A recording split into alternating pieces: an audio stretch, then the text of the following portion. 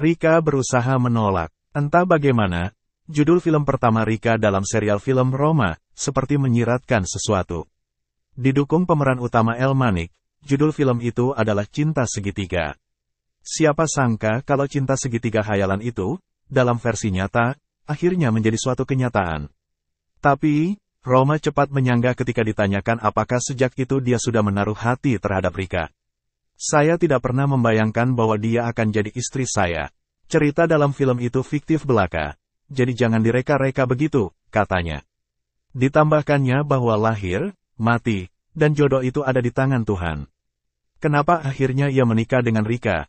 Tandasnya, kondisinya memang sudah begitu. Ada pertimbangan-pertimbangan keimanan, di mana semua keputusan itu akhirnya ada pada Allah. Menikah itu adalah takdir mubrom, takdir yang tidak bisa ditolak atau direkayasa. Lalu, bagaimana menurut Rika? Saya sendiri tidak tahu bagaimana proses itu bermula. Saya tidak tahu, karena semua ini di luar dugaan saya.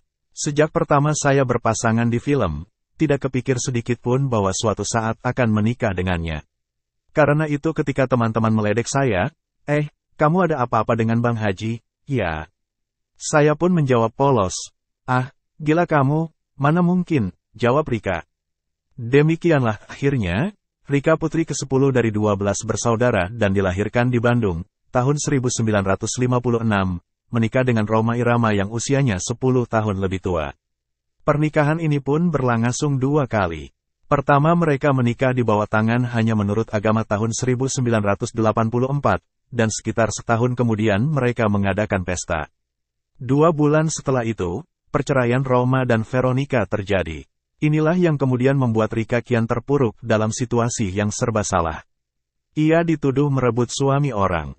Rika sulit membela diri. Tidak benar kalau saya disebut merebut suami orang, kata Rika. Jauh sebelum kami menikah, saya sudah mendengar tentang kemelut rumah tangga Oma.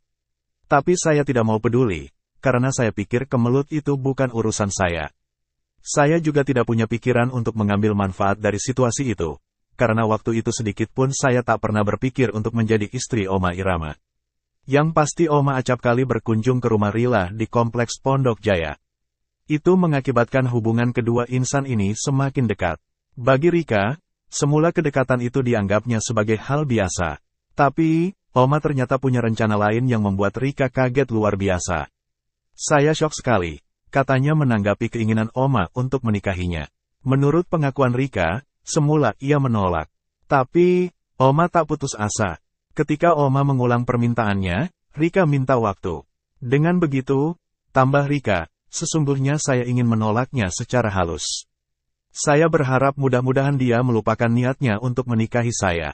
Pendeknya, saya berusaha menghindar. Namun melihat situasinya yang tidak menguntungkan, ia akhirnya menjadi bingung. Berulang kali ia mengeluh pada dirinya sendiri. Aduh, kenapa jadi begini? Kenapa jadi begitu? Saya berpikir beribu kali, katanya. Tapi waktu terus berjalan. Pergaulan mereka sebagai teman mengobrol di samping pasangan main film juga terus berlanjut. Oma tak pernah menarik permintaannya, dan Rika pun terus mempertimbangkannya. Akhirnya usahanya untuk menolak pun kian mengendur. Selanjutnya, karena ia merasa takut berdosa, ia pun bersedia menikah dengan sang raja dangdut itu. Bagaimanapun, setelah masuk Islam, saya harus berusaha untuk menjadi orang Islam yang baik. Saya tidak mau merusak citra Islam hanya karena hubungan kami terus-menerus digunjingkan orang, tutur Rika lembut. Sampai sekarang, Rikalah yang tetap mendampingi Rhoma sebagai istri. Demikian, jika salah mohon maaf.